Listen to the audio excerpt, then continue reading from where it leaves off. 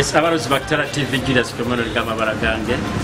Kwenda kubasaba mwenge kwa bondera Facebook Kitara TV, YouTube Kitara TV na Twitter Kitara TV. Kiro kintu ino mugenyi otujja ku bantu baza nawe Brian Kaboyo ono nuwe meyo muhyaka wa Hoima Oil City.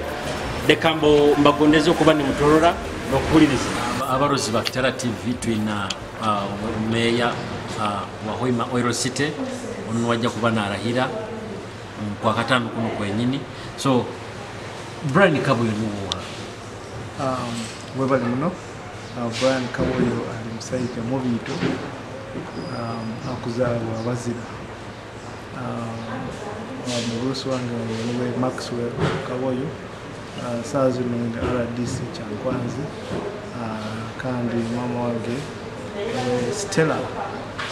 Morocco actually Morocco ya gold Stella boutique Brian alimsaidia tina mkama mahanga msaidia mkozi kwa nikiremenya kuzisa miaka iliyona kuruga na rugira mu university mu private practice and family business and kuranti nyongeriyoho kura twagazi ya kampuni iyo kandi twongera no kuteka hemirimo kweza abantu Brian ayetaga abantu abakozi kandi enda muno kuroranti abantu abakora hamwe nabo bona baba nekurakuranye bayikurakuranyisa so in the simple way open with Brian Kaboyo ogambiro li mubito ekanda abakuzara bo bazira baba bazira balikira abafuzi uzaro abagabazira ara abantu abagamba gati kuisana tibagira ate nkumanya ati we oli mubito oli muzira nyota muri sakani zarwa abamuli yes bite of course abantu baisana katutandiki na akaru kakulike kakabakata webale muno Kitara TV ikikubanza akaruru kakabakatanguhire bayito habe mbabazi za mukama tukakasingura akakaruru ako kakasingura mirundi nyingi kakasingura mu primaries namba abantu basimbire line kandi basima mu line ezikira bakaba line yange kandi twagaruka twageba ya petition mu secretary ya NRM naho nagaruka nagisinga hatwagena mu general election kandi naho nagaruka nakora nasinga koka batanguhire baitu mukama bakoma bekulembezi kandi mukama akoma Brian Kaboyo kwa bekulembezi urubo garuni kuba Joshua owasite empyaka aba kutondera ogonwe Brian Kaboyo ngenda kusaba no twatandikire mukukuri kya karuru oramukiya abarozi ba Kitara TV webali muno nyonka Brian Kaboyo kukubanza kutwaro mukisaguno kusima Kitara TV kunyeta kunyumi amuna nyowe kandi nabarozi ba Kitara TV inywena mwebale muno kubaga ha TV eno omungi kandi nanyose merirwe kuranti naija hamukutuguno kula nanyumi amuna enywe nanyonya amanya ebike bigendo maiso ha Kitara TV baitu mubyona nkubasima nje kubanza nimbasima mwebale muno kumpa busagiki kama nyira bakira abarozi ba TV abakira bali bombonyoro muno ba Hoima City rundi na handi hona inywena mukasabira mukampa support ekwaukana so nkubasima mwebale kuno kunsagika kuranti kaika businguzi akaruru final kakamara kwenda kukulikia kebale katabe kangu ukakikorota kuranti abo kubankara side zone zo opposition na batalibo opposition ni bakuhagira to an extent opponent wawe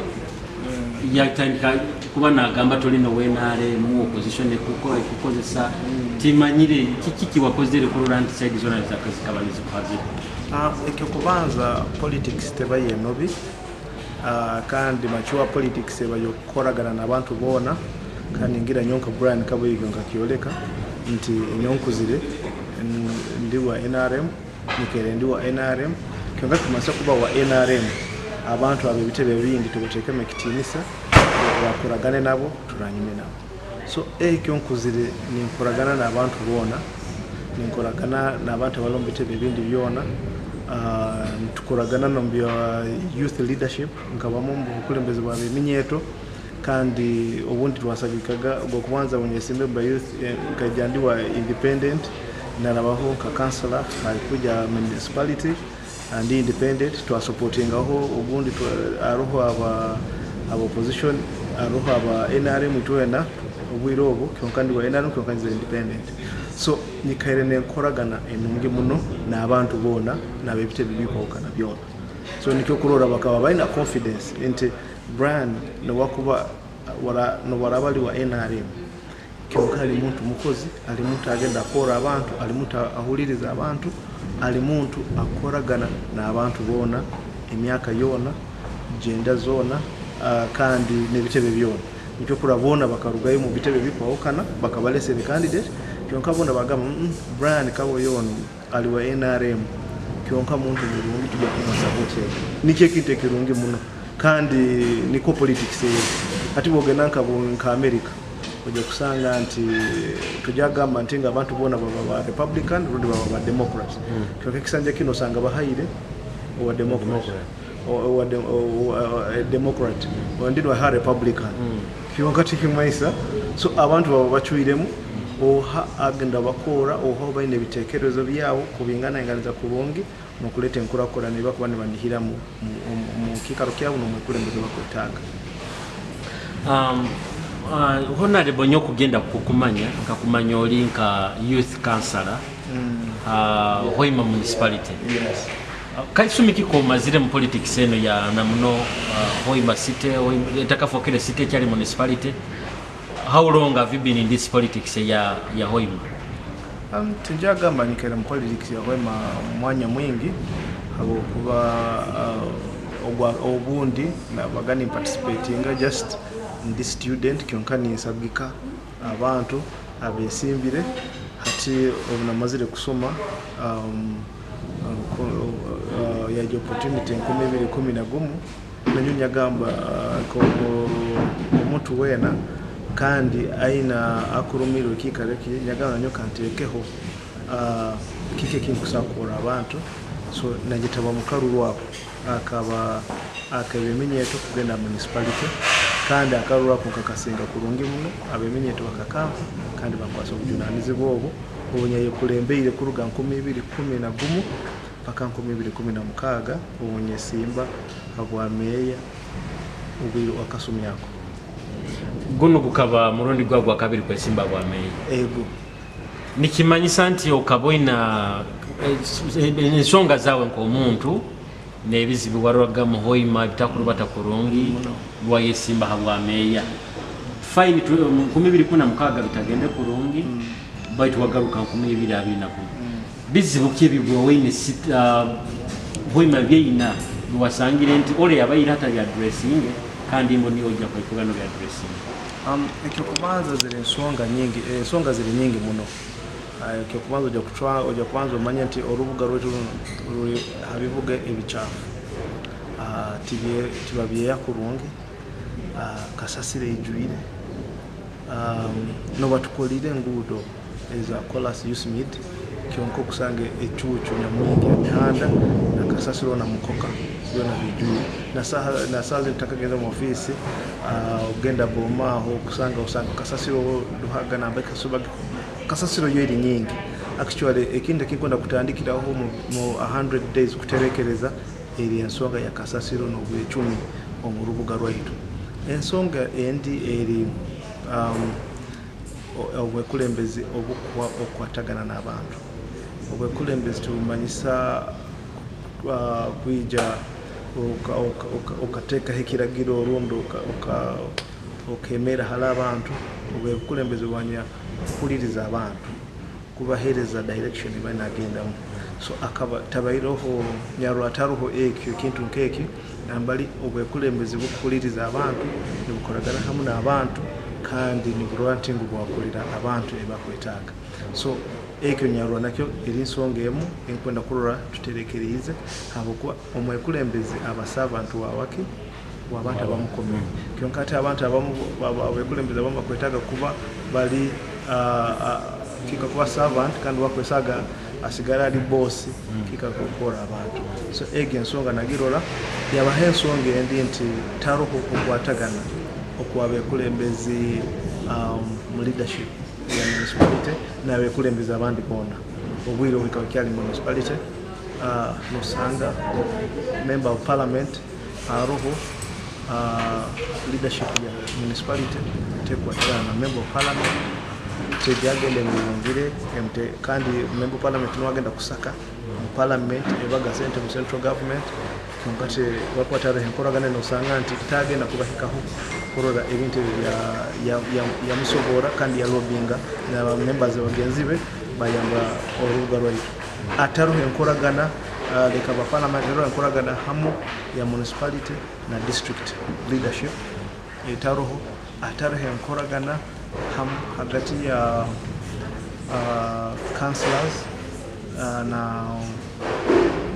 na leadership executive ya municipality ataro enkoragana ya division chairpersons na council zabo hamu na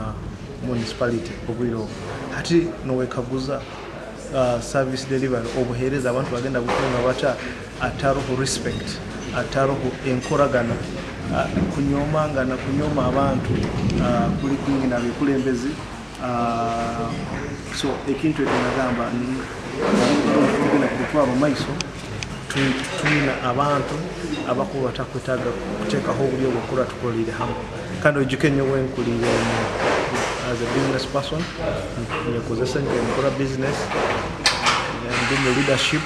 of a big organization ekuba nekora business mu bunyoro yona manyire enkwatamu inakuba mwekulembeze inakuba nayo kasokwa oli mwekulembeze wena inakwatamu abantu abokoragana hamu na abekulembeze abandi bona so nyagama kwenda kujja kwihawo gape abekulembeze twena tukole hamu tuhulirizangane kandi tutegekere orubuga rwaitu aroho abantu abandi abahaga ensonga nibagamba nti abokuba muzeeyi waawe akabaho meeya hano nibagamba ati mukwenda kitu kino kifora kya famire kiki okaba tugambe okaba nenda kurubata mu legacy ya muzeeyi waawe kiki nangwa nyowe kuruga ndi muto amasomero nyikiri ndi mwekulembeze kandi muzeeyi wange kuba yabaireho meya wa town council urubuga rwa Hoima tikikumpakana iteka tiri kumpakana iteka liti hakana muntu wena kwesimba kasitobwa oina obusobozi kandi oina na ability kandi nabantu bakakuho bwesego tukero omusango gwo taro kintu kiona baitu kurumirwa nyonko omuntu mbanyingamba no kwesimba ho no kurokoli kujja mu it's a sacrifice hakati byanguhire so nyaitaga kuteka ho buli kuroranti gizire mu leadership kandi nikaire ndi muntu alikaira mu leadership mu masomero na handi nyaitaga mulingo nakora gando masomero nikora kurungi kwa mwekulembeza obwirobo nsakora na musite ya iteno tukatwara urubuga rwaitu na bunyoro ne hangari ito maiso kurungi twina bakulembezi abakoragana hamwe n'abantu ansonga niye mwegyo ari abantu abagambire nsiwe no kufuna flaga na bikibone byabayiroho mba akabaho mukonera bamuzeyi wabo kubako kwa ali RDC ali mwenare mba mumanyire akabaho na influence ya amani haliwe ekintu ekyo kigamba hota baitu kandi nyena mukaba mu Julius mukarura nti abantu bakaja basimba line mugurusi wange ataro umuntu wena buyalese yamugamuna muragira gende mulayi abantu bagambaga ego line ya Brian kandi nikyo NRM yakozere kagamba kabatekoho obuli abantu basimbe line niko abantu bayikirize kandi akarwako kakasingana ubulo bukira 13 kandi abantu baje basimba line umumusana na bakuhakaniza abanywa ne bagambe ekyo na LC zabo nambali nyabayire nkababwa mani muno LC area zabo abantu basimba line ni babarura basimbire mu line iyabo ne yange kandi yoho kandi iri yamani nikyoleke nti abantu bakabandi betaga support abantu bakabandi betaga empinduka ko musitende nibitaga emikore emihiyaka egenda kurakuranza urubuga kyonka ne kuragana hamwe n'abantu areki habuzo tembage nyenda ura kuhabuza baitu wakikona okatito ekibiro byawo 10 mu office eri kubanza kirungi muno baliza hansonga enkuru eko affectinga ekizibe kyamani muno mu Hoima City yaitwe na muno nti Adyeeri Oil City tujja kuba tufuna abagenyi bayingi nibajja mu city yaitwe eno wabaza hansonga ya kasasiro buli okibojja kuteeka okulora nti maliko city yaitwe ene ya mafuta ya Uganda maliko y'abanyonjo akukuba kasasiro yo nyingi mu town muno for example timosa kubota rubata mu town eno yona baitu bogenda onka akatale hali tuina na street eyibeta kasasiro era kino ngenda kikusaba ti meba street ege tugindule ibara baitu titwina kuba na street eyiba kweta kasasiro street wewale muno ekikubanza nti obwekulembeze baitu na abagenzi bange aba divisions tugenda kuteekaho obuyo kurora nti ekyokubanza twalwa budget yaitu etwemere nayo ekunganaka abakozi abakwenye enguudo zaita abakuyola kasasiro nibo balina kubaho bona bakabahandika oba tibakabayijuzaga ekyakandi kurora nti abakozi abo bali motivated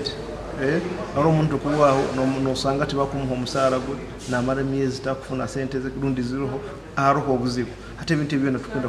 kubitunura mutulole nti omuntu abantu abahayirwa emirimu egyo bagikora kyonka bali motivated bakora bakusasula kandi bakusasulwa bata kandi bali bayinga atoza kusanga omuntu nosanga bahandikira omuntu omu ayiye main street yona tajagi yonja kurungi tajagi terekereza siki tujja kuteka tugende tujja kurwa tukinganize kurora manpower exoroza kasasiro nako yembudo yaitu ekyakandi tukunda kura partnership na abantu abandi private people abasa kuija bakora partnership na city yaitu kura kasasiro tugiyoyire na hantu handa uka aro emihanda nyingi muno yokupatana lengana abantu kurora nti kasasiro gitu tugikozereke tugiyoyire ekyakandi tukwetaga kurora nti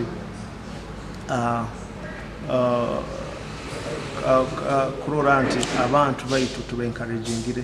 kuba na dustbin amaduka gabo kandi ekindi kurora nti no maka gabo abantu bakasasiro nambali bataina ebi babita bati binazi nambali banaga kasasiro nti tutero na program yo kustabara kasasiro egumande eri yeti ikirole kya kasasiro kija kwija buli muntu atekanze kasasiro ye ebya plastic bags na buchupa byonka ebikujunda byonka nibaraba bagambuli kya kasatu tusagamba buli kya kasatu tujja kuraba garusaka buli week buli kya kasatu so abarusaka bona batini barura nti kasasiro yabakozereki amaka garomo nabantu bona bakisoreze kurungi tugitwe arone yagambire bimotoka bine bisoroza anti nibyo ngambe bimotoka bitito muno byone beke kumanza bimotoka bitito kyonka na maintenance yabyo tukona kula tugiterekereza akoba katoye bimotoka bingi bakana ta project ya gonde ya izire kora Kibati composite site ikaje na motoka bingi ngo motoka byona bikafa tukutanga kura ebimotoka tutakalo bingire motoka ezindi eshaka tukozereki kurora emotoka zitwina tuzimaintaining niwe Brian Kaboyo business ngikairemu kandi ekintu kimu ikinakoraga business tukora twina transport na fleet ya motoka twazimanaging tinyina ikirikiyaka halinyo tunakwaza no kumanaging fleet ya motoka between evi kuroranti biri mu good condition be servicing lo mubiri burabina kanda kasisi kairi bikoze rakasasire egyo yafoka history mu city ya Hoima ensonga ya kasasiro then ari ensonga endi good enough kirungi muno nti bakatukolera street zine zo mu town batarona sinengude zikutaha mu town urugudo rwa Kibati urugudo rwa Kalyabuhire urugudo rwa Mandera rwa Bujumbura engude zombi muno zine bina mukaire ke dry season mukaire ke kyanda tibazidoma na doda twizi echuchu nyingi kandi municipality city noke genda ine soroze misoro so fulani kiyo ine ngude ezikunywa nizitaha mu town omuruga rwaito ekyo kubanza nkwenda kugambira nti wekitinisa president akatuha pledge kutukora enguudo ezigenda amalamizo atuuka nogamba ogugenda Bujumbura oguguloredi nasaawa zino bagutandikire abachina abakola enguudo ezigenda Butyaba roho olugenda Duhaga a cathedral naro bakuzikora ezo zona okuraba hano hakikali kyonka na Yusimid enenguudo ezigenda akora nkogambire kiri ateta aho kijungu baitu naitwe tunakutekaho buli kurwa mu bintu bitwina obugudo obumu obukutuluka musite muno tugenzire ntukorake ntubukora kolas paka ha swamps na turaganaga tuongera kumpora mpora so tugenda kutekaho buli kurwa ntingu naitwe buli mwaka twina akaguda katukoraho kurora twakendeza echuchu mu business area kurora nti ekibuga kyaitu kyaterekera kandi kyaba kirungi abantu bakwinamo okunihira kwingi muno habo kuba ngo twafuna site ntiyaka kandi twafuna nameyo muhyaka kujuka ara abantu ababagani ba campaigning ni bagato kwenda ebintu ebyaka titukwenda ebikuru bitahe mu site yaitu ebyaka so oli muhyaka mu site and abantu bayino kunihira kwingi muri aro ishindi esinga kuruma abantu nyonkwenda kugambira ibintu ebisinga kuruma abantu muri rugarono rwa site ekizibu ekindi kiri kyorufura orufuroro galimana no enyama yone ituli hano mtawo ero garufuro kyonko bo bano raba harufuro tosakura botaswekere nyindo ruzoka kubi muno waitu meya nota mu office plani kiyo ina hali orufuro kungambire gente na Yusimid government ekagereta habo kurora nti eyongere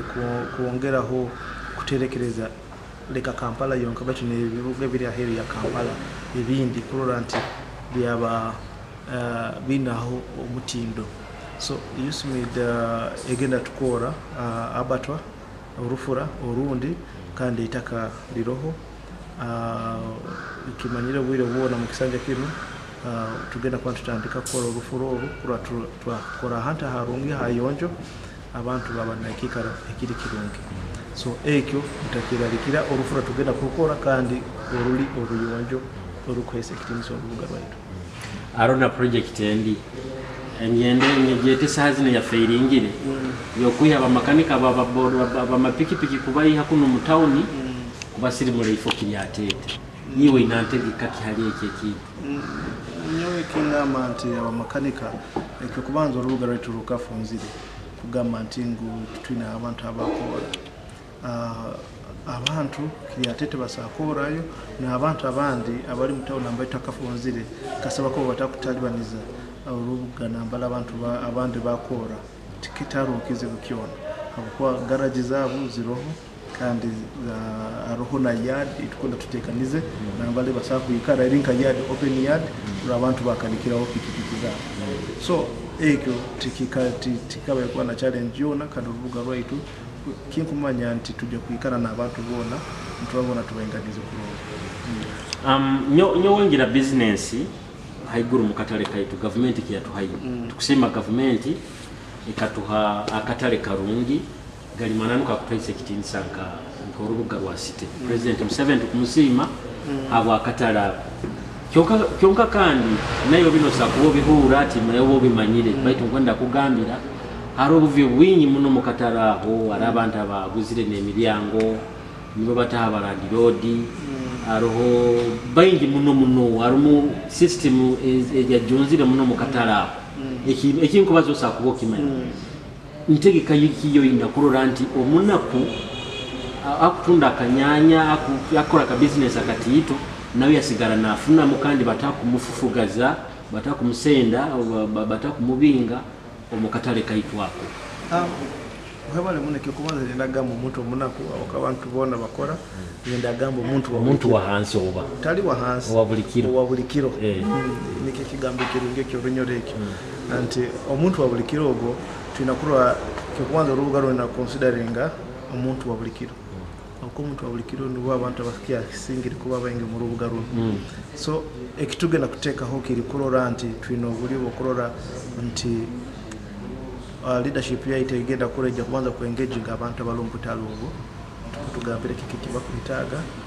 kiki ekibakolora nti tikiterekerire tikiri kirungi then take over management egenda kulora ensonga ezo twaziterekereza kandi abantu babo mu bitale bwabo batamigirizi iko tujja kuteekaho buli kulora nti twabaikaliza kandi bo bonka baleta engeri twabakwatamu kubaterekereza kurungi bakafuna obuheereza nasi tekafuna obuheereza. Nitukyali ha issue egini yemu hasiteho nambiro genda haro system ebaireho itaantuhura nti bokusaba bokufuna nka contract okuhandika nosaba contract tugeze okuyara kasasiro contract tugeze yokole enguudo ebintu nkebi nti bokubotali weddini nanka tibakwa contract bokubotala bire mwananka otalina connection mwananka tibakwa contract system egi eri hasitehura abokojja gisanga yo okuba habayireho akavuyo agati ya town clerk na ofisi ya meya nibakubagana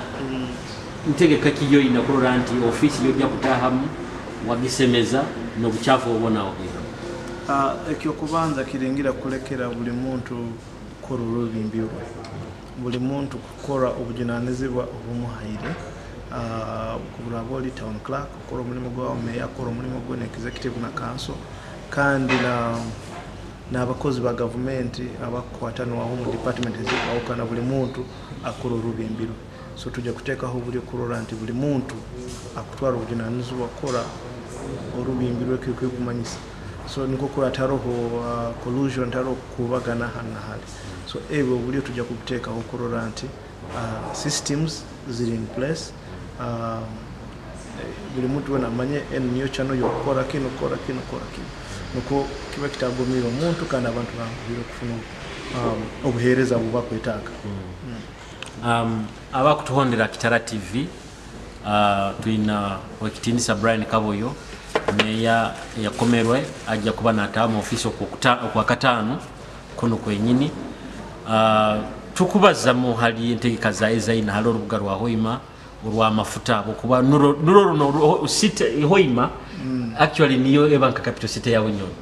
so tukubaza nawe kuroda entegeka za ezaina nebizibu byajja kuba natangana mu ofisi nebintu nkebi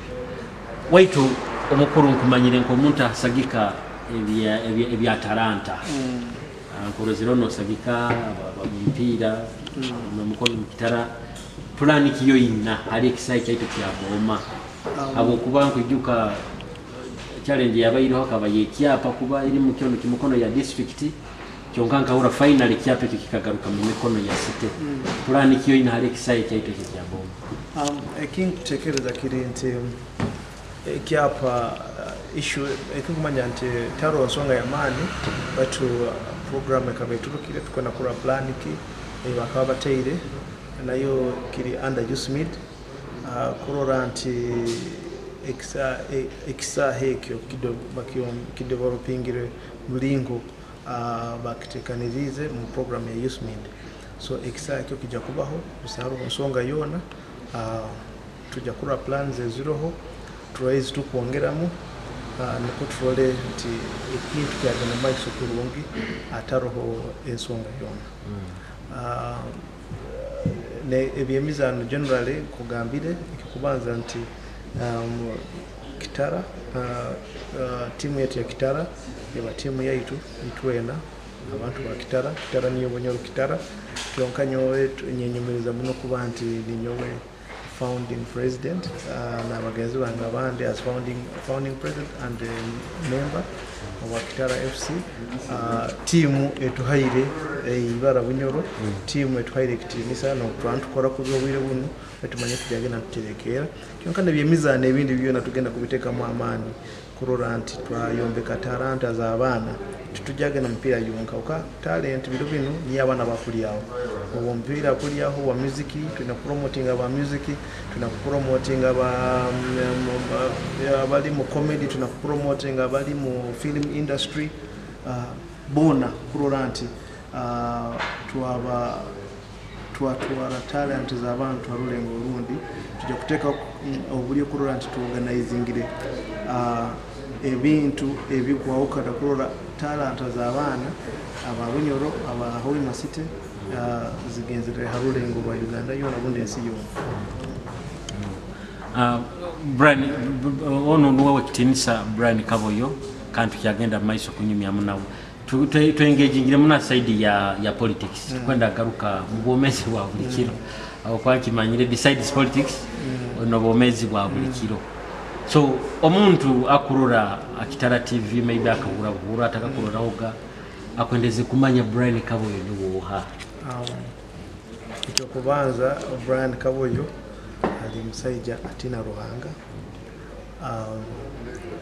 musajja wa family afukanye na mukazi n'abaana omusajja omukozi kandi agondeza abantu bona kurora nti twakurakurana. Nyowenka Brian Kaboyo njagamba nti nkere mu private practice school na Mazira University nikere nyekozesa nyenka business so emirimo abana tubagabire emirimo na tukiyayongera kubaha emirimo mu private in our organization kandi tukiyarura nti ekuzire igendo maiso. Brian niwo muntu omu ojja kusanga nti agezo ku attracting aba investor mu bunyoro muno kuba tuna program etukwenda kuleta hano ya private hospital kurora nti abantu nawakuja mafuta inirwari runtu kana community to bunyoro yabanirwari specialized hospital ekujanja endwa ilezimu zetago obukugu ku hano kyonka kandi irwari eryo lijja kuyizira na college kurora nti abantu abana baitu bazire babasomeseze batungira obukugu obwo kandi basomesa abantu obukugu obwo kandi bagaruka bakora mu irwari eryo n'amarwara gandi gona. So tugenda kuteekaho obuli okurora nti orubuga runo tuongereho ebintu bingi. So Brian aikaramu ali muntu ayita omukozi ow'amaani kandi ajja kwekozesa kandi akwetaga kurora nti orubuga rwaitu runo twalutwala omu maiso. Tuyina abantu baitu abakolera ha street banabokya enkoko abatunda obuntu nta street plan ke imwina kurora nti abantu abo akirima amatekero kale kirungi kiri hamwe kigazi kikusingawo. Wale muno ekyo kubanza nti leadership yange n'abagizi bange kwetaga kurora nti twahiganiza muno abantu baitu twabatebekereza nja kuteekaho obulyo kurora nti twatekanize bikala ebimu ate nka hano mu ruga tunebika ebikuubo ebikuubo bingi twetaga tubiterekereze tubipevinge tukore public toilet so abana baitu abo tubalete tubainganize mu bikuubo omwo niho bakole kandi abantu bamanyege abakwenda enkoko rundi embuzi basanga mu bikuubo biti n'orubuga nalwaitu nirukuraga n'abantu n'abaana nabafuna gentayi nti oyijuke nti araho abantu bajja mu tawuni muno nibetaaga abakutunda ebintu ebyo balina kusurvive bakuherera abaana balina maka nga bakuherera kusula fees nabo balina kubaho kyonka kandi arona abajja mu tawuni kweyiya nabakwetaga nambala alia ekyo nambala alia nambali esente zijja mu budget ye so abantu abo bona tunakulwa nti tubainganize mu rubuga rwaitu atali kubabinga kuba twabateekaniza kurungi baba bayonjo baba baina toilets ezibakozesa public toilet tuzombekere nuko urubuga rwaitu lukole nabo nibaine entayi n'abandi abaine obutale tujja kubateeraho obutale obukwawukana mu outskirts za city eno kurora abantu abo bagenzire n'ogenda obutale obwo baba organized kandi bafuna nabo baba n'entayi tukwenda kurora nti groups city muno tuzisupportingire government wenegamba kuteka parish model netukwenda kura parish model ya government ekoreta naitwe okwankabaho mukulembeze waba youth nkaba challenges nkaba tenda busobozi kyonkana rulaga ebyatalibanyizaga abantu nja kwenda kulo obulitu groups ezaba eminyeto ezaba kyara tu supporting ile tutakurura abantu bongeire entahya omumaka gaabo umuntu ikwenda kukiteka hamani kura nti nja kutawala obwire bwingi kura nti abantu kubasomesa mu wards zikwokana kura nti bongeire entahya nuko na kataka katito ukakozeremo omulimo kandi kayongera kukasobola kuyamba kubesaho nokurura waihamu akasente akakuyamba omuntu ogonikala so tujja kuteekaho obuli ku ebintu ebikoze kandi nokurura nti omuntu owabulikiro ne group zaabo esente ezo bayitungire akosanga omuntu aberemo kumigirisiriza nosanga group ziriyo mu byalo okwo tizikatungaga sente kyokana ejja group nebaye ekicupuli nebagikora netagetinga sente zimu kandi nabo batazitunga nosanga zinakuwa milioni 5 babaha milioni 4 ekichweka ezindi nizigenda mu nsaho itamanyiru so tukwenda kuteekaho buli korora nti esente ezo zihikire abantu bonyini abaina kuzitunga kandi bagobora kandi kwenda kuteekaho buli korora nti tukozere farmers sako eya city nambali abantu baitu basako kurora batunga program government bana program nyingi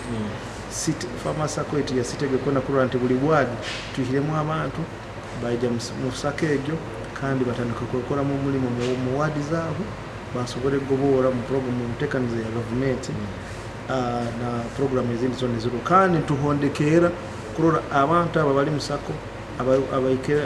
abaikirize kubamu basobora kuba nibateka umunkora bituko project zuba tailo ha ground twikira tugamba Julius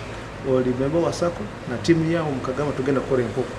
tunakuja mu control enkoko zawe ntukwa idea tumanya ezawo zigenda ku atradi rundi amahuri ga kuturuka bintu nkebyo kororanti twakuyongongera kukaza aho abamba kororanti iwe nayo mu business wa ikaramu kandi wayongereta ya maka so ebyo tugenda kuteka obwe tukunda kororanti engudo zaito tuzikozere tukunda kula tulobingire sente kurora twatunga esente ezikura twakingire mihandikira kwa tujaga tujakora kolas on tusabutasobora tukunda tubena sente emihande mtu gikole mara megende nakira kamara mu mara megende mu na culvert zigendemo kandi umuhanda gwe muno kandi guli plan kulungi ako abantu bajja kutandika gura amataka emihanda etaru musanga umuhanda bwetu bufunzire tutena plan so tukutaga emihanda eroho omuntu nagura namanya guno muhanda nayombeka ka plan kwena kuba so tukona garuka no kuongera kintu kya plan ekikurura anti plan za abantu zikuturuka mubwire by the kintu kya baliza kintu kya plan ikintu kya plan eky'abantu ara abantu bakulya sente za abantu ne batabana plani muntu nasanga na ijana budola enju ya muntu a lot of confusion hagati tukwetaga kuroranti plan ez'abantu ziturukire mu bwire kandi abantu tibabazindirize bali aho sente kandi batatungire kibakwetaga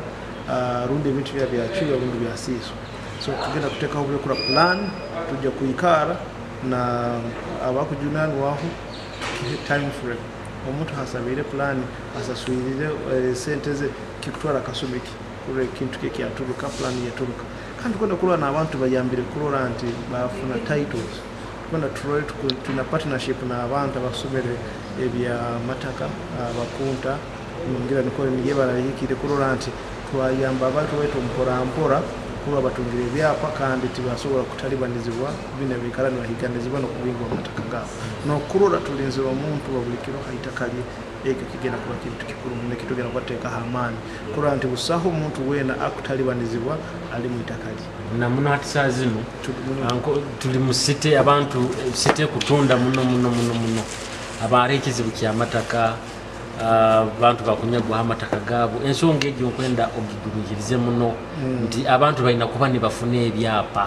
abako abantu bangi bakubingwa amataka abantu bakuja ne bataha amataka gabo abantu bakumanya nti eno nko ku luliro lubaga lwa mafuta abantu bakwenda muno bangi muno abakujja mu site yaitwe ekyo tugenda kiteeka hamani na mu campaign kandi kigambira abantu nti tujja kuteekaho obulyo kulula abantu tubayambire tuteereho obulyo ngo barasobola kulindwa amataka gaabwe batabingirwe kandi tujja kulola nti busaho omuntu wena omugaiga wena akwija kuba naenda kusindikiriza abantu munenga ebime byabaireho side za Kabale Kigaramoko baina challenge baitu tujja kuteekaho obulyo kulola nti ebyo ebintu nkebyo tibiro akwalona abantu abandi babere baina challenge side za Kikwatamigo byone bitukola kubateekaho obulyo nti abantu bataliwanizibwe haitaka lyawo kandi tubayambira okulwa abantu mpola batungire byabo ekya kandi kiteka amani kula amasomero gaitu tukwenda kula education amasomero gaitu tukwenda kulora tulabiza abana bainga kuba ni myaka 5 enyuma paka hati then tukole plan tukwenda kula nti amasomero gaitu aga government agali mu system ga increasing abana abakuraba amu grades omasomero kwenda kula tero ho bulyo kulora nti to improving nambali tujja kurora amasomero challenges baina turere budget etwina tusakusakanka betu kurora nti abana betabage no masomero ago grades zaitu za sobolo kurora zi improved kurora by the end of 5 years kwenda turere nti twina shift akwajozika ni somaho ni bagamba nti mubana 10 mubana abatandika kusoma primary 1 only 35% abamara P7 kandi mu 35% abamara P7 only 59 abamara S4 na S6 so tukwenda kurora nti tu increasing roho itu hano musite kurora abana baitu bakwikaro masomero bakusoma kandi bajoininga courses ezingi za government eziruho kurora nti twayongera abantu kuba baino kuba bamalire nokura twatagetinga n'emirimo ero mafuteja kubero ako tujja kukorayo utayinaho certificates ezimu so tulina kurora abana baitu bekambire basomere kandi twarora mulingo tukubantu bagaininga n'abantu bali mafutoko kurora abana baitu bahire mirimo aruho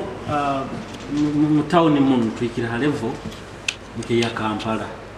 yo government esabu zikwikira ziti arona ndo takusakura ngenda kwa kikuruliraho uko mu Hoima city twina nambiri beta umuburamo orabo rugudo rwa Football Road uraho rugudo rubano rugenda kuri Kiriatete rugenda kuno a junction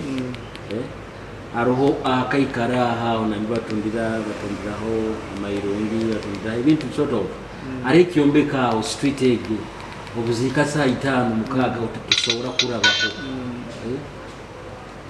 ina plan kihali ebikaronkebi abo kuba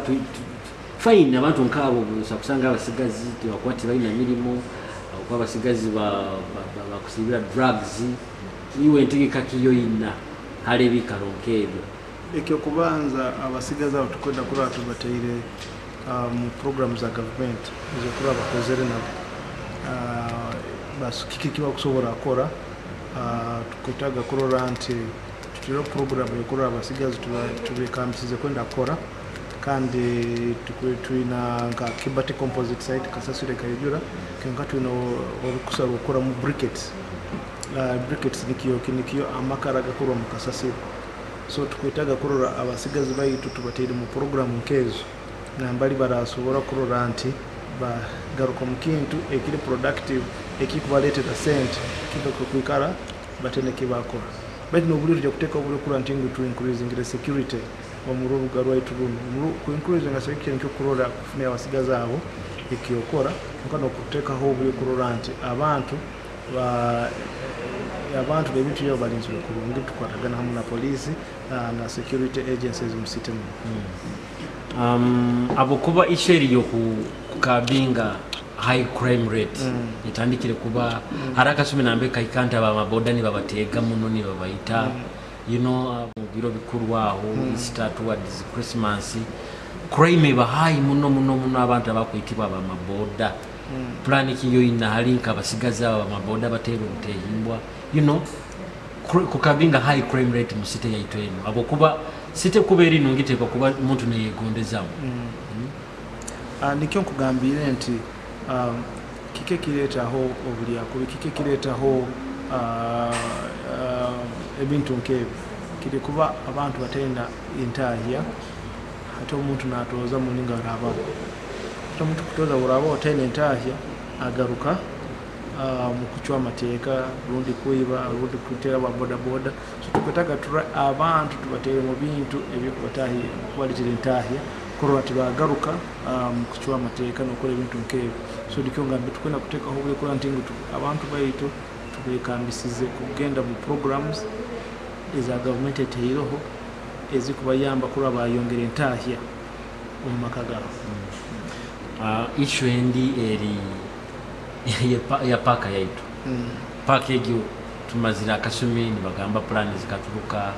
ijja kugikora ijja kora kino nakiri akabona chance abantu kampali bakozeseze twabaira mu kasumi ka corona ka covid lockdown ntamo tukazikazi tali mpaka bakora old tax paka itwe paka yaitu ya Hoima bojobo bitahamu ketu swaza kene tuswaza munonka site oiro site ya mafuteno irimo cyoto nyingi enjura bwewe gwire toyenda nakurabamu boba oteire kakaituka ukarungi tosakurabamu turanikiye mwina notahamu ofisi kurorant paka yaitu nayo yazoka ukurungi yasikiriza n'abantu it is long overdue abantu bekene bagamba abakama ba lockups bakabeta baba house center zokora plan bafune private developer ubundi bakole nabo kuri abayombeka ho package ubushaka so tujya kugenda mu office kwika mu office kitugenda kwikara tule plan ezo zikayikanka kike kyakoze ruho kike kikutagisa tuterema amani kuroranti ekintu ekitwakiteeka omunkora kandi paka yaitu yabanungi twabura hatukusobora kurantu sagi gipevinga tugipevingire echuchu yaruka atinko ngiri bakomere oli meya mu Hoima system no tuina mutara tataranta za abantu abantona muri njoro kietente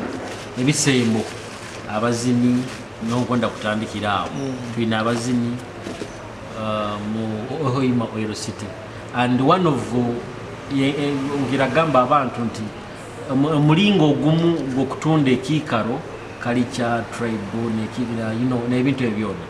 tulaba mu art bizina filimu nyakatemba kuzana emizano ntegeka kiyo inakulola nti watumbula field enu ya art yona kutwaliza hapo wemale muno ekyokubanza olina kumanya Brian Kaboyo alimonta itaga promoting the talent kangambege tuleke ibyo mpira tubireke mpira go tukatandika hoira kandi tuna nambali tuli bati tukwetaga talent yokulola abana bali mu comedy abana bali mu film industry abali mu music abali mu nebite bindi byona tujja kula teroho nyakeserenta teroho obuliyo bwokulwa tupromotingire talent z'abaana mu Hoima ntugezaho kweta n'abantu abandi abakusa tuyamba okulola obukugu bw'abaana abo na talent z'abaana abo twazihayo nkaba musicians nkaba bali mu film industry tujja kuba tubasupportingire nambali barawaga nibetagisa hona kulola nti ekyo twakiteekaho buli okulola nti twagenda maiso kurungi talent z'abaana baitu mu city muno tuzipromotinga binyabaire nikyali muto akabaho tukaba twina esaha yaitu eri mu city imwe kuba ninjuka kurungi akaba right road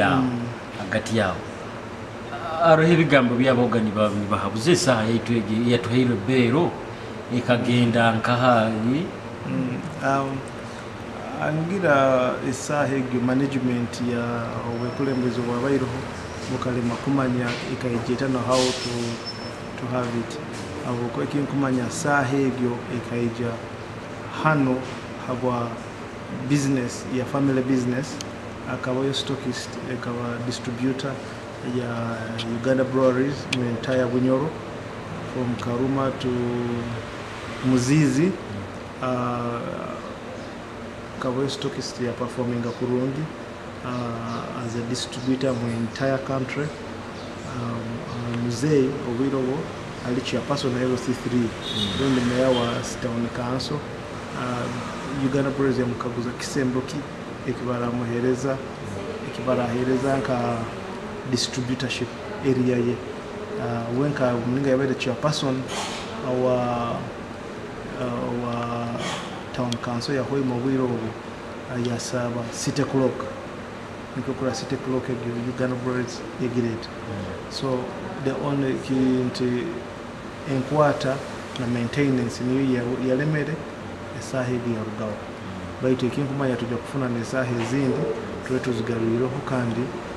twabana nesaha musite yaitubona egarukiro nezindi zona zigarukiro orundi nkemurundi ibiri tujja kuteekaho buli okura nti ebintu nkebyo bigarukire mu rubuga rwaitu hansonga ejo yenyini arekisinga kunduma muno obuba nogenda Mbarara notaha mu Mbarara ogenda kurura bainaho identity yabo ente obuba nogenda mu Fort Portal ogenda kurura baina entale kwegamba ni areki kubani kwaniza ntotahire mu Fort Portal itwe abuwakinka Hoima City nkali around ya around ya Kinobi habakita kusobora kufuna ekintu ekikutangirira omuntu agamba nti uba for example tusakufuna nka monument ya Kabalega ntukitira anti tutayire mu land ya Kabalega mu itaka lya Kabalega anti tutayire mu Hoima Oil City iwe ntegeka kiyo inakurora nti Hoima Oil City yaba na identity webale muno ekintu ekyo abantu bakibalize emyaka nyingi biro bingi baitu tugenda kiteka mu nkola kinkumanya nti abakira itwenda tukikira nti roundabout ya Kinobekyo ebehe kisani kya monument ya Kabalega abokojukira nti Kabalega is a hero of Bunyoro akarwanisa abajungu kuna n'abahakana taija kutwara amafuta gaitu n'ebintu ebindi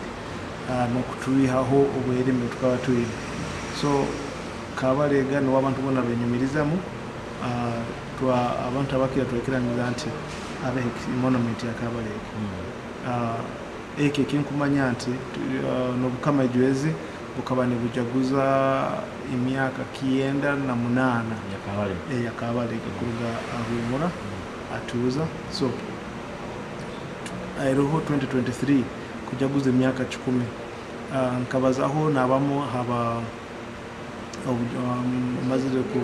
kusinga akaruru nabazaho n'abantu abamo nkaintractinga abantu abamo kwetaga bayije batujambeho kurora nti twakora mona miteke kinkumaza nambe tugenda kujaguriza emyaka 10 ya Kabalega tujja ko tuna monument ya Kabalega eyemerire mu roundabout ya Kinobi kandi ya nezuka kurungi nehireze kitinisa Bunyoro ekyo kironge mu tosobora kubaza hali Bunyoro na munonka Hoima City Hoima Oil City tutabaliza hala amafuta tusaba kumara interview eno tutabaliza hala amafuta mtegeka kiyo inakurura nti abantu baba bali mu Hoima City Oil City ya Bunyoro na Uganda na kutwaliza hamunti titufunire bufune ibaranka Hoima Oil City baitu nti twaganyirwamu mtegeka kiyo inakurura nti companies ezikuija zisinoko ezikooperating na Hoima Oil City nti twazifunamo akasente n'abantu betu bafunamo emirimu. Webale muno ekyo kubanza ja kimanya nti nyowe nkere ndi muntu wa business kandi emyaka enyuma haho tukaforminga Bunyoro Business Club. Bunyoro Business Club egento etaga kurora kampuni zaitu eziri mu Bunyoro na Hoima City zaganyirwamu mu program ya mafuta. So ekyo mugiso murungi na hati abantu bakankwasa obujunanizibwa obwame kyonka kandi nikerekani na business club ndiyo. So tugenda kukozesa obulyo obwa nekika na position yenyina kurora nti twayongera kusindika kupushinga kurora nti abantu baitu twabaleta mu Bunyoro Business Club nokutubira kalimu nkabaina kwa business abali mu service industry that is inyaba entertainment naki basakora catering naki registered under there abali mu supplies basobola kubamu abali mu construction bona basobola kubamu niko itwena tubeera kalimu under Bunyoro Business Club kandi tusobole kurora nti kampuni zaitu eziri hano ego government kateko local content yagamba abantu bahandikise behandike under national data supplier base egyo ya Petroleum Authority tujja kwetaga abantu bahandikise yokuli kyonkana mu Bunyoro Business Club babeera niko tubeera kalimu tukwa tugenda mu kampuni zintu tuina kampuni zaitu mu Bunyoro eziri hano ezikusobola kukola emirimu kalebe naki kurora nazo bazi consideringa mu local content omo kurora nazo zagobora kandi tulina kuteka obule kurora nabo tukulobinga n'abaana baite emirimu kwanguha ebakuba ne bagamba bana betwane basomere basakora naye tukunda tubaho na percentage kurora abana baitu bakuziremo emirimu egibakikuzere kyonkana business kandi twagikora kandi emirimu enungi erugo naye twagisobola gitunga gilombe kurora naye abana baitu basobola kutunga emirimu tusa kumaliriza era ntanta kuhabo nja ku divertinga okatiito kuruga hali politics na biki na plan zaawe alonka ijori nkahurahira kanyimuliga twabaire ntunoja kuze myaka 98 yakabalega aro konsane yaziroho nibagamba nti bakwenda yabokonyoka kuramanya babito babazika agasani chonkaro aro kusikemu gokuruho nti batongera kabazika yo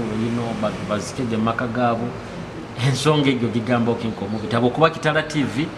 emuhariza main target zaitu to promoting a culture so ensonge egyo gigamba okinko ibo nkoko oli mu bito I think omukuru Professor Yolamu Nsamba no yatujukize kandi ngira akabaza ngira akaba right habo kuba tikima gasani buli omukama bana gasani ye buli mukama banake na gasani ye nikyo kusanga Bunyoro ali mu gasani nyingi muno za bakama kionka kandi abantu ngira butarundi bakabatakimanyire orundi batakitekerezoho muno so abantu basanga bafoire emparo rundi niho okwikaga ni bazika ababito bona nango buli babito bona bagira kazabo so ngira omukuru Yolamu Nsamba akahobwa kurungi kandi nganire ababito bagenzi betu bone kintu kitwara kandi bajya kiteka mu nkoro munengo ya gerezo kubaza no kuterekereza na abantu ko bolike kikiki na kolebwa nekindi atutakamalirize nti Kitara TV kwetaka tu promoting mono tourism mu Hoima city enu tu kole partnership to promoting tourism abukuwa tuine bikaro bingi muno bitusakora na abana baitu kura bafunamu akasente bali ba freelance tour guide kandi na abantu abandi bakora mu sente runda boda runda abantu ki batwara mu rubuga tuine bintu bingi muno ebya abantu basakwe nyumiriza mu rubuga runo ebya barambuzi basakuje bakarora gasani ngigi aho twino bingira twina musaija mukuru twina twina kelezia ya Bujumbura twina Rugato ya Duhaga twina Kasozi Bwikya twina Kikali bintu bingi biri mu Hoima muno na city na Hoima yona kutwaliza hamu na Bunyoro yona so tunakuteka okuranti promoting na tourism na culture mu area yetu kuranti abantu abagenda kujja mu mafuta kola business nokora ke bintu bingi tubegeseze culture kandi barambwire bintu ebyo kandi tukasobola kubafuna mu intahia korubuga rwetu so mutumalira bigambo kibyo bako baire no haba abarozi baita bakaini batulora ebigambo byawe bikusembayo no kuraga webale muno kubanza nkonda gambira abantu ngira tukipingira get distance tutudiore mask our interview baitu abantu nkubaterera kuroranti bakujwara mask bakwehara kugenda nambala abantu betumire bali baingi muno batujwere mask bakwehara ge kwata munyindo mukanwa no maiso bakunaaba engaro batake kwasira mukano rundi nka munyindo rundi maiso kandi aba barasobora mulingo government yadesere kugema bravo fune opportunity basa kugema genda bakugeme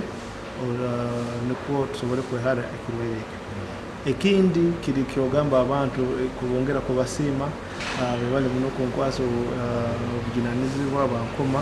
kwa kwezi 20 January awameya wa Hoima City tugenda kurahira bwire bwona kubaraliza sabuteka buloma bali basobora kuba tujja kubona pate enke abantu basobore kwija kandi hire Kitara TV nayo tujja kuba ni hire kire kuba ntino muroho tujja kwija muhereza orubuga rwa bunyoro bike bikufana so kusima ikindi kugamba kusima mukama ruhanga ateriho buri kandi yankoma mu bantu bayingi muno kuba meya akubanza urubuga runo kuba Joshua wa city au kuba educate Musa akabaleta mu promised land kyonkati yabahiki yayo mukama ruhanga yamugama Musa promised land ni yebyo kyonka nangwa Joshua ni wagenda koraki kubataye mu promised land yani mukama ruhanga yakoma Brian Joshua kutaha promised land ya Hoima City kyonkanye kwenda kubagomiza nti tujja kubakora kandi turuhuga runtu ruhinduire buri mutwe na yarwegondezamu atahiganiziwe kyonka ahayirwe kitinisi akatakulekeka tukuhe bisanja binganka meya nangwa buli kintu kikwijja habwire bwakyo abantu bajja kucyona oba maisa tulakorera mu parliament tuma ruhanga no wako entegeka za mukama kyonka nkyaro hano kameyi webale muno mu kitinisa Brian Kaboyo webale kutwakaire katumihire na mundo gondo twaba twenda kukumanya bikusingaho mu office twayijaga ntumyemya abarozi ba Kitara TV mwebale munaba bayireho Julius Kyomuhendo nigama baragange kandi kwengera kubasaba Facebook mugende mutuhondere Kitara TV musubscribinge na YouTube channel yaitu Kitara TV mutuhonde na Twitter Kitara TV tujja kubantu ongera kubantu bahebirungi bingi munebe kujja Kitara TV so tujja kuba nitubaletere birungi bingi muno aba politicians banyu abazini banyu Kitara TV mwebale mu omukama wabu